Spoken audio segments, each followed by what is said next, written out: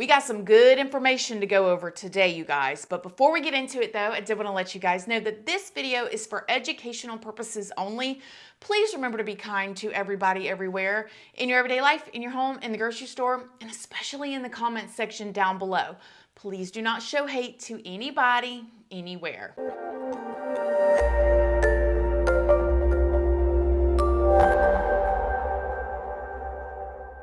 Good morning, my lovelies, my beauties, my friends. My name is Christina and welcome to my channel. If you're new here, thank you so much for clicking on this video. I really hope that you will subscribe, stick around, take a chance in hearing some things that I have to say. And if you are a returning subscriber, y'all already know, y'all are my babies. So good morning, good morning, good morning. How is everybody doing today? I hope you all are having an amazing day. I hope you all had a wonderful weekend. I hope you guys got to rest, relax, enjoy yourself. I hope you guys are getting the day off Monday to have a cookout, spend time with your family, sleep, take your dog for a walk, whatever. And shout out to all of my friends out there that had to work and are working today. I hope the rest of your week is super smooth. So in today's video, y'all, we are going to be going over the official autopsy report that was released for Beinn Laundrie. Okay, now in this video, we're going to be going over the 41-page autopsy report. I mean, the highlights, the things that I think is important. I mean, it's 41 pages. We're not going all over all of that, okay? We are going to be talking about the things that were in there and also the things that were not in there that any logical person, I would think, would assume would be in this report that isn't in this report. We'll get there. We're also going to go over my opinions at the end, so make sure you stay to the end if you want to know my opinions. And then we're also going to go over the banger of the whole entire situation. If you guys don't know about this, wait until y'all hear this key fact. It is huge, humongous. All of my speculators out there, you're going to be going, oh, heck no. So make sure you stay all the way to the end. Before we get into today's video, I did want to stop and thank today's sponsor, Magic Spoon. Magic Spoon is a delicious and nutritious adult version of all of the cereals that you used to love as a kid. Magic Spoon creates cereals that are too delicious and too good to be true. I don't know about y'all, but I am not one at all to buy the traditional cereals that are sold in stores for my children. They're just packed full of sugar. Some of these cereals per serving, 4.5 teaspoons of sugar per serving. Oh yeah, Magic Spoon actually has 0 grams of sugar and 13 to 14 grams of protein per serving. And they also have only like 4 grams of net carb, only 140 calories per serving if you're concerned about those types of things.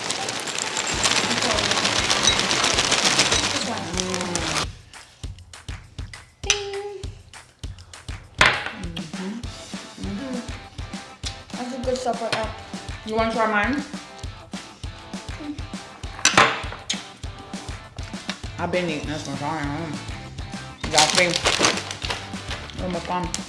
If you guys want to try Magic Spoon, all you got to do is click the link down in the description box. And use Mom's promo code and get $5 off today. Just click the link below. Again, just click the link in the description box and use my code and you will save some money and try some delicious, nutritious Magic Spoon cereal today. Thanks again, Magic Spoon. I'll also have a Patreon. My Patreon is for 18 and up. Over there, we do more personal story times. We go live over there. It's a good time if you're 18 and up and you'd like to join. We also have a $2 tier on Patreon where we do like crime scene photo reviews and opinions and other true crime stories and stuff over there. But anyways, and I also have an Instagram as well as a Facebook, and those are always linked down in the description box if you'd like to come and check me out. So, all right, let's just get into this. So I'm assuming everybody here knows about the Beinn Laundrie, the Gabby Petito situation. If you guys don't, I have a whole entire playlist. Click on that playlist, start at the bottom, work your way up, and get your fill of the info. Whew, it's a lot. So as we all know, there was well over $1 million, $1.5 million, whatever it is. We'll probably never know the true answer. spent by officials to search for Brian Laundrie in this Florida reserve where allegedly his parents, Brian Laundrie's parents, told the police he went for a walk in, okay? When he was gone for days. Don't get me started on that whole mix-up again because it just aggravates me to my core. Y'all know what I'm talking about. And then after the search was over, it was well over a month, they shut the reserve down for like a day or so. And the day that they opened the reserve, Brian Laundrie's mother and father, Chris and Roberta Laundrie, go out to the reserve, have the police come out there and say, well, in case we find anything, we'd like officials to be here, or whatever they did. They spend about 20 minutes out there and they find Brian Laundrie's dry bag, okay?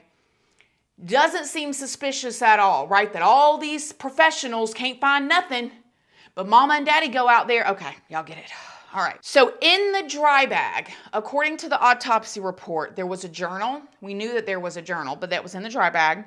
A wooden box, which seems weird. A wooden box that contained a small notebook, so it was a decent-sized wooden box, a photograph of Brian, and then other pictures. So I don't know if there was pictures of Gabby Petito in that wooden box. It did not specify Gabby Petito, but it did specify Brian Laundrie had a picture of himself in this wooden box. Okay. They found a pair of green shorts with a green belt. They found 2 slip-on shoes, a backpack with unknown contents, a white metal ring, and a snub-nosed revolver. Also, it is said that they found a flare gun as well as a tent, which sure does seem like he took a lot of stuff with him to just go for a walk, to blow off some steam. You know what I mean? He took a tent. If you take an object to send a flare into the air, then you obviously are taking that in case you need help. It doesn't seem like it's like, to me that seems like I'm gonna take a life vest with me on my way out to drown. You know what I mean? Drown myself. Like, this doesn't make any sense, but nevertheless, we'll just keep going here. Now, the main scene where Brian Laundrie's remains were found was separated into 3 different parts because they found his remains in 3 different areas of this main scene. There's a bunch of different reasons why it is speculated to that has happened. In the autopsy report, they talked about his bones having carnivorous animal marks on them. They named all different types of animals that it could be, which again makes that interesting to me because coyotes and stuff, well, you guys said that his body was underwater this whole time. How did is coyote swimming underwater? I mean, an alligator, but you know, all these other animals that they named in the autopsy report, to me, it just doesn't add up. And the thing that bothers me about this case is nothing adds up. It's not like you have a case where there's 1 or 2 points to it that like just doesn't make sense.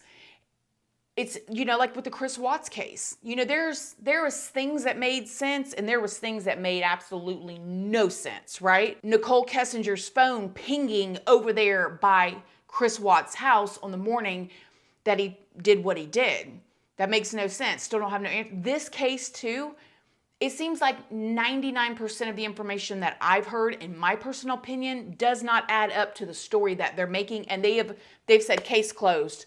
This case is closed. The 3 different zones where the remains were found, you know, one of them had like the torso and different stuff. I'm not going to tell you where each body part was found in the 3 different zones. You get it. 3 different places they found his remains, and they showed signs of carnivorous animals gnawing at the bones. Now, there was a secondary scene where they found a little pile of animal remains as well as half of a handwritten note and a hat with the logo on it that said Moab Coffee Roasters, which I think all of us would pretty much bet money that that Moab hat was one that Brian Laundrie brought out there because him and Gabby had just spent time in Moab. But this half-written note, okay, so now we have a journal, a notebook, and a half-written note. Why was it a half-written note? Did maybe somebody pop up in the middle of him writing this note? Okay, what was in these journals and notebooks that is so private? I don't know. I don't understand. Well, I think I do, but that's just my personal opinion. It makes no sense. It talks about on October 26th of 2021 that Roberta and Chris Laundrie were contacted and that they said that Brian Laundrie had no known medical issues. He didn't take any medications. He was healthy. He didn't have any history, and he had no known primary care physician. Like, he didn't even go to the doctor. So he was completely healthy according to his parents. It was also said that they did a drug analysis and they could not find any drugs in his system, which is so intriguing to me. Like, how did they test him for drugs via his bones? I mean, that were in the water being chewed on by animals for a month. Nevertheless, that's what they said. Now, when Christopher and Roberta Laundrie were asked about their son Brian's social history, this is when they said no comment. They didn't want to speak on it. They did not want to speak on his social history, his friends, or anything like that. And as much as we want to know why, I mean, I get it. Like, they probably don't want any of his friends or family or anybody like that brought into this. And there's one thing is for sure and for certain, none of his friends have come forward to say he was an amazing person. This is so shocking to me. Like, nobody has done that. All right, now let's talk about some other things. My personal opinion, and we're going to get into some more juicy stuff, so make sure you roll with me here.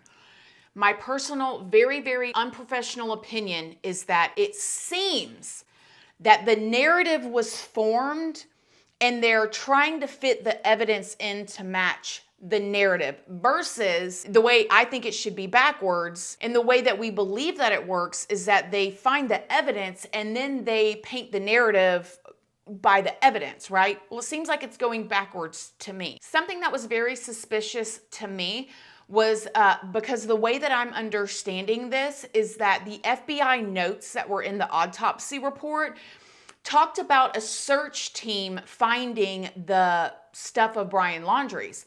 There was no mention of Brian Laundrie's parents in the FBI notes, but we all know Brian Laundrie's mother and father specifically is the one that found the dry bag. They were the search team.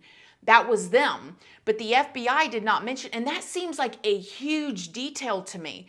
Why is that left out? Why is it just the search team and it's not Brian Laundrie's actual dad and mother? Is that some sort of weird cover up for the future of something? I don't know. That seems extremely strange to me. You know what I mean? Anywhere you go, like if you see a car accident on the side of the road, honey, and you pull over to help and the police come and they start taking reports, eyewitness reports, they want to know your name, who you are for this eyewitness report. And that's for a doggone fender bender. If you just happen to be there when the police come, right? But the FBI did not write down Brian Laundrie's parents were the ones that found the stuff. I don't know. Maybe it's just me. I'm nobody special. I mean, let's just be real here. I have no professional training. And we all know I'm not the sharpest tool in the shed, but seems weird. Also, there was quite a few photos redacted from the documents. Why? They're just bones, right? Like, why are these photos being redacted? What's so private? The case is closed, right? The victim and the perpetrator are both dead and gone. What are we hiding? What are we hiding from the public? Seems strange. Also, it seems very strange to me that the parents, and again, there's the mother in me feels bad for the parents or sympathy for the parents because no parent expects, but then again, I don't know. They could be mobsters behind the scene for all I know. I don't believe they are. I'm just saying, like, I don't know Chris and Roberta Laundrie. I don't actually know them, so I don't really know what their intentions are. I'm just speculating. And when you have a case huge like this that goes absolutely worldwide, that all of, the public is involved in. I mean, I had people that don't even watch YouTube or social media calling me about this. Like, did you hear about the Gabby Petito situation? It went so viral and huge and it was on mainstream media. And then when you choose to be quiet and do the things that, Roberta and Chris did, people are going to speculate. So it's just what it is. But I feel sympathy for them because they lost a child. And no parent expects to ever be in this situation, I would not think. However, I do wonder how the parents were able to conceal the contents of the notebook. Like, how were they able to do that? Like, their son actually admitted to murdering his girlfriend. and then came back home and went grocery shopping with his parents, was outside mowing the front lawn, went and got him some phones, from the phone shop, whatever, got him a lawyer, went for a walk with a tent and a flare tool and a hat and a box, it don't make no sense to me. And then the parents were able to conceal, unless he said stuff in that notebook about his parents that could tie them to any kind of officials. I don't know. Seems a little suspicious. I'm speculating. I have no idea. Now for the biggest kicker of the whole entire report. It is said that Beinn Laundrie was right-handed. There's plenty of videos showing him using his right hand. His sister gave a statement saying that he was right-handed dominant. However, in the autopsy report, it says that in the skull, the bullet went into the left side of his head and out the back. So either he took his left hand, which he's right hand dominant, and most people would, whatever. Either he took his left hand and shot himself this way so it would come out the back, or he took it this way, or somebody else walked up on him. It was a revolver with 3 rounds. Well, 2 rounds were left in the chamber. One went through the left side of his skull, out the back side of his head, and into the ground about 6 inches. That was a very, very, very strong bullet. It was a clean wound, straight through, boom, boom. That is so crazy to me, you guys. And it's just said like it's nothing. The report's written up. Case is closed. Problem solved. It is so bizarre to me, too, that when they found the skull, when they found the human remains and stuff of him, that even then, they went ahead and closed the case. They saw, if they would have, that it went in the left side. They didn't even take time to investigate. They just closed it. Boom. That is so weird to me. You guys, am I tripping? Does that seem normal? Does any of this seem normal? And what's terrifying about this is it is so public and there's so many eyes on it, and people just do what they want to do right in front of everybody's faces. I don't know. It's weird. It's weird to me.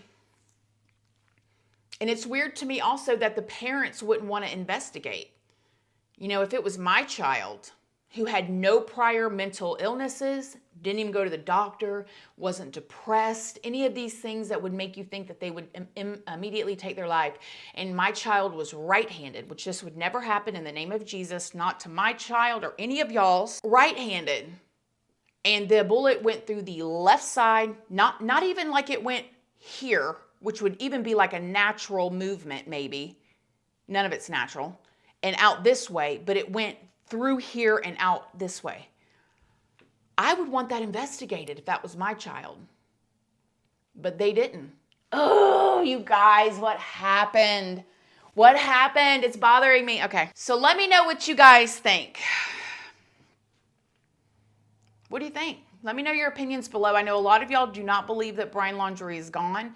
Do you still believe that? Or there's some of y'all that's like, no, I've accepted the fact I do think he's gone. Or some of y'all go, oh, I even more don't think he's gone now. Is some of y'all think that the parents have connections to people in higher up in authority? Does some of y'all think that, it's just what it is? The guy snapped. He took his girlfriend's life. He came back home. He was trying to be normal. He just couldn't. It ate him up. He went out there and started writing a note and quit right in the middle and used his left hand and cocked his wrist back and ended it. What do you guys think? At the end of the day, as always, I just want to say that I hope that Gabby Petito's family has some closure. I hope that they're okay. I'm sure they'll never be okay. I can't imagine ever, ever, ever being okay. I pray that with the Gabby Petito Foundation that they have started, which I will leave linked down below as well. I hope that they can feel good in knowing that even though they lost their precious daughter, that her life will bring some good to the world, the country, through the Gabby Petito Foundation, because this is just so sad. is so, so sad. So let me know what y'all think down below. I cannot wait to read y'all's opinions. Oh, and I will leave the link to the 41-page autopsy report down below as well. You guys go and read it for yourself. Let me know what y'all think. And until next time, you guys, thank you so, so much for watching this video. Please do not forget to like it. It's a free way that you can help your girl out. And until next time, I love you guys so, so, so very much. And I'll see y'all in the next video. Bye. See y'all on Friday. Bye. We are dreaming in the dark. We are nothing more than dust.